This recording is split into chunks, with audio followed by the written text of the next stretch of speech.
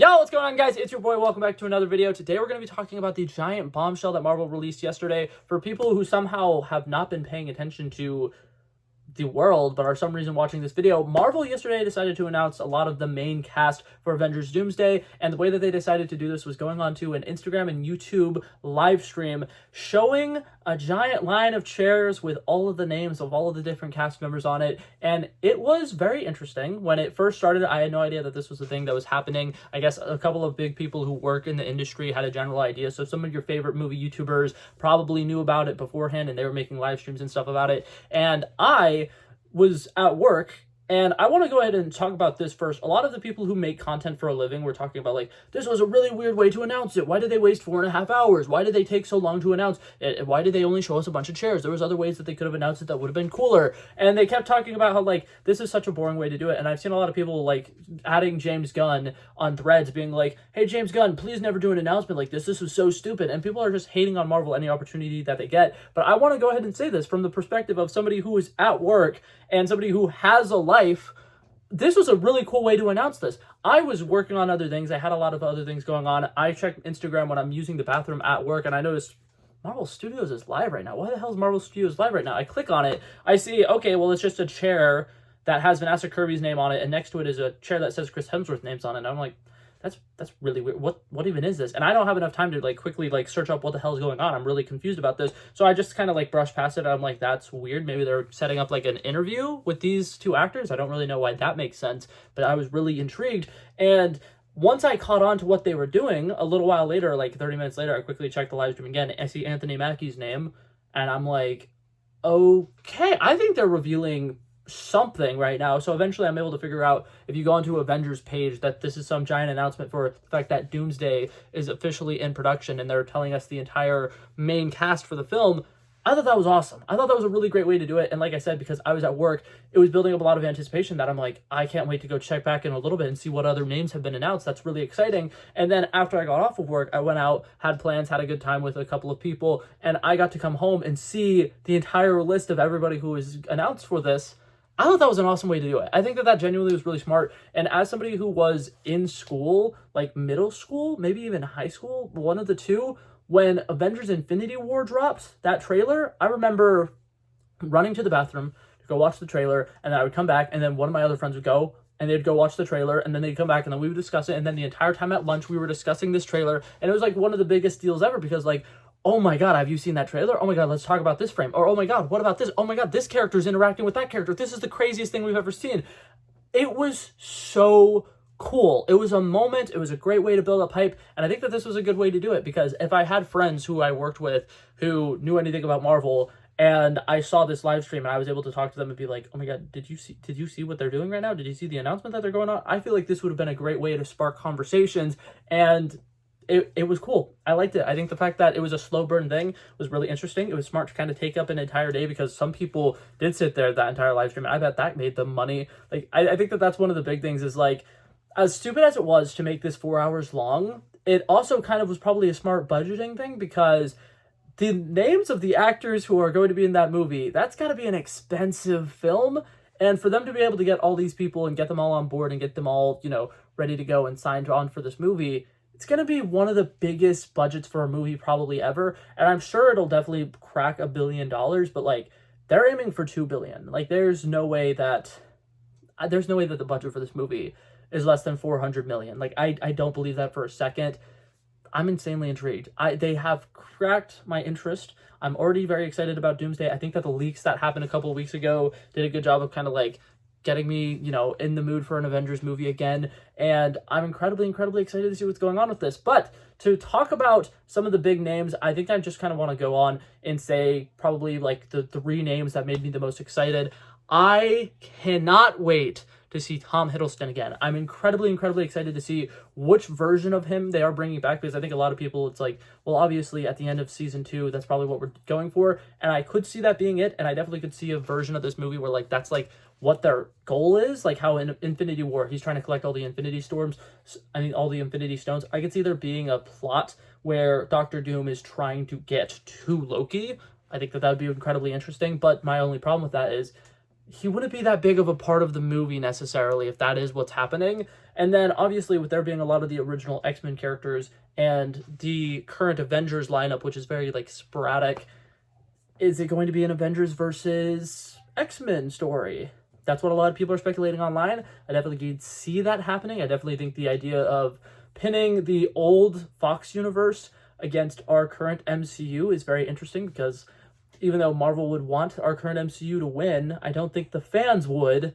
And I think that that would create a big issue if, like, if we see some of our characters that we're not a big fan of. Like, I know Tatiana Maslany's name was not one of the ones that was listed on a chair, but could you imagine the outburst people would have if Tatiana Maslany's She-Hulk was, you know, fighting against one of the old X-Men characters, like Hal Berry Storm or somebody, and they beat them? They would never, She-Hulk would never beat Storm in a fight. I get that, but I was just trying to like come up with a reference and I did not have one handy. But like, could you imagine if somebody who's a current MCU character who people are not a huge fan of is fighting against one of the old Fox X-Men characters and they kill one of the old Fox X-Men characters?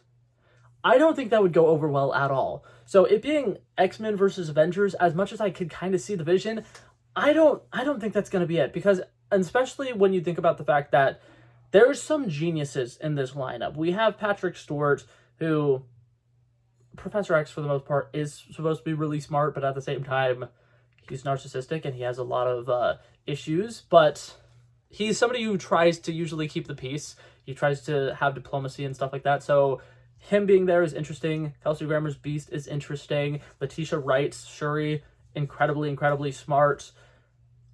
Mr. Fantastic, Reed Richards, I don't know how much he's going to be involved with this kind of like Avengers versus X-Men situation. Not entirely sure. But that being said, there's a lot of smart characters. I don't think that they're just going to fight it out. I wouldn't be surprised if we get a couple of sequences where like they're interacting for the first time and they don't understand that the other people are heroes and also good guys. So they fight for a little bit and then they kind of realize, wait a minute, you're not doing anything wrong and I'm not doing anything wrong. What's happening right now? And then they kind of realize what an incursion is and kind of try to figure out what they can do to save both of their worlds. It's going to be interesting. I have no idea where this movie is going. If you were to have me try to guess, like, pair characters together, I couldn't even do that. Like, obviously the original X-Men characters are all going to be together, but then who are the current Avengers? Even after seeing this cast revealing, no clue. Like, genuinely, we do not know. So that's interesting. Another thing that I see a lot of people talking about that I kind of want to go ahead and mention as well, does this spoil Thunderbolts? I'm partially inclined to say yes. I personally have been saying for the longest time that Red Guardian should have... After watching Black Widow, right? My initial thought was this movie would have been better if Red Guardian died in the third act and he died sacrificing himself and actually getting to be a hero, because that was his whole point, is that he keeps telling people that he's a hero and like we all think it's a lie. He's like, oh my god, I fought Captain America back in the 80s and all this different stuff. It would make sense that like he pretended to be a superhero because he thought it would be cool and then he sacrificed so he could actually die as a hero. That's an incredible arc for him, and since it didn't happen in Black Widow, I was like, it's gonna happen in Thunderbolts. And since he's now, David Harbour's confirmed for Doomsday, it kind of ruins that. Like, I think that David Harbour dying in Thunderbolts would be incredible. And obviously, he still potentially could, but I don't know. I will say this. If they do kill off a Thunderbolts character whose chair was on that list of 27 chairs, that would be pretty cool. That would be an insane moment. And I actually would probably really love that, because everybody's thinking, oh, well, now they're safe, it's going to be okay. But, like, if Wyatt Russell dies or something, and we're like, no, he was having his good guy arc, he was turning around, he was going to be good, everything was going to be good, but then he dies, it'd be kind of cool. You gotta admit, that'd be pretty cool. But yeah, that being said, I think that that's really interesting. I think another thing, I don't know how much people have pointed this out, only 2 of the OG 6 Avengers are in this list and on this line of chairs, and it starts with an OG Avenger with Chris Hemsworth and it ends with an OG Avenger, Robert Downey Jr. And I loved that. I thought that was really great. And then the only other person who's been here since Phase 1 was right in the middle, Tom Hiddleston. And I don't know if they did that intentionally, but it's like, here's one Phase 1 character, long line of new characters. Here's one Phase 1 character, long line of characters. Here's our last Phase 1 character. I thought that was really cool. Like I said, don't know if that was intentional at all, but I saw that and I thought that that was really great and I love that. So yeah, I'm really excited about this movie. Kind of the last thing I want to talk about, all of the characters who were... I love earlier I said I was going to rank some of my favorite characters that got announced. Alan Cummings as Nightcrawler. That is the one I am most excited for. Loki, Tom Hiddleston coming back. Really excited for that as well. It's probably him and Alan Cumming. I think that those are my two favorite characters that I'm very incredibly excited to see. I think that Rebecca Romijn, the actress that plays Mystique, I think that she's going to be incredible. I really am excited to see what they do with Mystique. And I am really excited to see kind of like this X-Men lineup, because I have a feeling that the Incursion or whatever event that is bringing these two worlds together is going to be so bad that like the Brotherhood of Evil Mutants and the X-Men have to fight together. And that's why we're going to have Rebecca Romijn and Magneto with Patrick Stewart's Charles Xavier and whatnot. I think it makes a lot of sense. I think it's going to be great. I'm incredibly excited about it. But like I said, the last thing I want to talk about, some of the notable names that are missing. No Hulks. Boop. Sorry, I got cut off a little bit. But the last couple of things that I wanted to talk about was just some characters who are not named here that I think are kind of interesting. One, I thought it already got leaked and announced that Charlie Cox was going to be in this movie. His name is not on the list. I do think, for the most part, these 27 characters are probably the people who are going to be the most important and probably the longest screen times. And I think, as well, they're probably just getting the people who are currently on set or, like, the people who are shooting immediately. So people like Tom Holland, who's currently busy off filming the Christopher Nolan movie that he's doing. I'm blanking on the name right now. The Odyssey.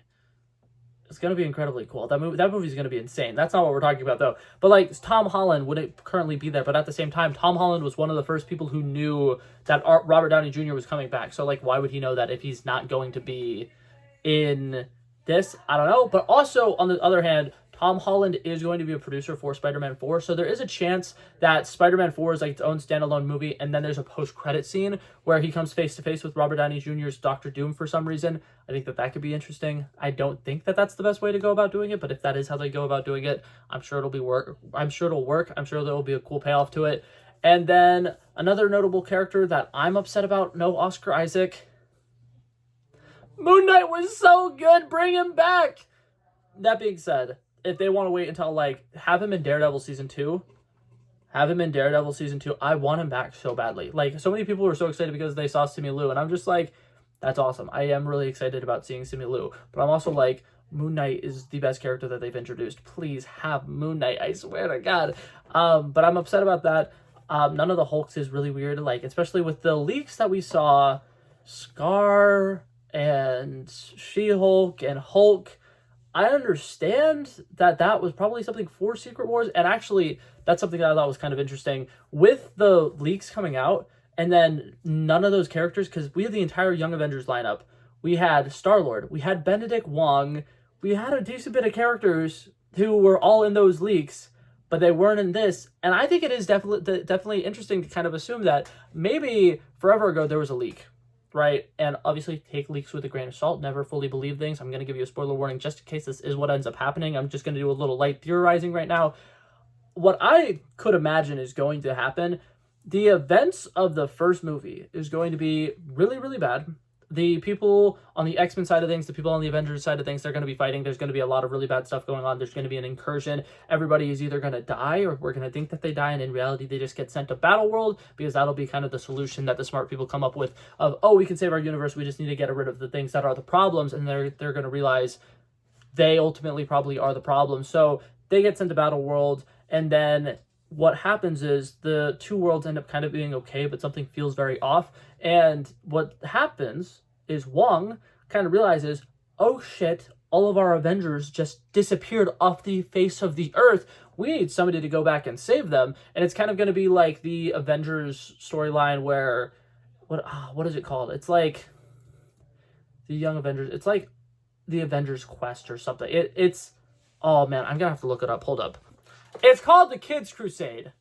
That's my bad, but I could see that kind of being like, that's what happens in Secret Wars, because the events of Doomsday ends up going miserably wrong, but then we have all these different people who are still on Earth, and Wong kind of realizes, we're the only heroes on Earth, let me round up as much of these people as I can find, and he finds Vision, and Vision's a little different, but that's okay. He rounds up Star-Lord, because he knew him a little bit, because they worked together in the Battle of Earth and Avengers Endgame, and then he's like, those are my only options? Okay, and then he starts realizing, I guess I could go younger, and then he meets Kate Bishop, and everybody that Kamala Khan has been working on. And in Daredevil Born Again, she's currently hanging out in California with her friends. Is she recruiting Cassie Lang right now? Young Avengers in action? Who am I to say? I don't know, but I think it would be really interesting. And I do like the concept of that. What's it called? The leak. Did I ever finish saying what the leak was? The original leak was that the Avengers Doomsday was going to be Kids Avengers, and then Secret Wars was going to be the Adult Avengers. But I'm kind of seeing it almost like flip-flop. Like, the Kid Avengers are going to have to go save the old Avengers. So kind of like how in Endgame, we got the time heist that was, like, the smaller group of Avengers. And then, like, we got the big battle of Endgame that was entirely bigger. I could see them doing something similar to that, where it's, like, the first half of Secret Wars, even though a lot of people would hate this, the first act of Secret Wars being the Kids' Crusade to go get, you know, like, somebody like Wanda or somebody to kind of help protect the multiverse. And then we start seeing glimpses of Battleworld and everything that's going on, and we build up the story from there. I think it'd be interesting. I'd be really excited about it. I am insanely excited to see what they're doing with these two movies, and the more that they talk about them and the more that they announce things, just the more that there's going to be set photos leaked. I can't wait. I'm really excited to see what they do with this. But yeah, that being said, that was it for this video, guys. Thank you guys so much for coming by checking it out. I love and appreciate you guys so much for watching, and if you liked it, feel free to like it and subscribe. I'll hopefully see you guys in the next one. Peace out. Bow. Bow. Bow.